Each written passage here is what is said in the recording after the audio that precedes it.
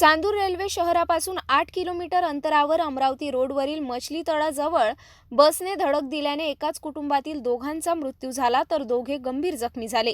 मिळालेल्या माहितीनुसार 5 फेब्रुवारी सकाळी 10:30 वाजता मोरेश्वर महादेव रेवतकर हे आपल्या कुटुंबासह चांदूरहून अमरावतीच्या दिशेने आपल्या मोटरसायकल क्रमांक MH32 AU 9075 ने जात होते। त्याच महामंडळाची बस विरुद्ध दिशेने येत होती। MH40N 8965 या क्रमांकाच्या मागच्या चाकाखाली आल्यामुळे मोटरसायकल स्वार कारंजा घाडगे बिहाडी गावात राहणारा 34 वर्षीय मोरेश्वर महादेव रेवतकर व त्यांचा 3 वर्षीय मुलगा आदित्य मोरेश्वर रेवतकर हे जागीच गतप्राण झाले। तर या अपघातात 30 वर्षीय पत्नी सविता मोरेश्वर रेवतकर आणि 1 वर्षीय मुलगी वैष्णवी मोरेश्वर रेवतकर जखमी झाले। नागरिकांची घटनास्थळी मोठी गर्दी झाली होती। याच घटनेची माहिती मिळताच चांदूर रेल्वे पोलिसांनी धाव घेऊन जखमींना तातडीने रुग्णालयात हलविले।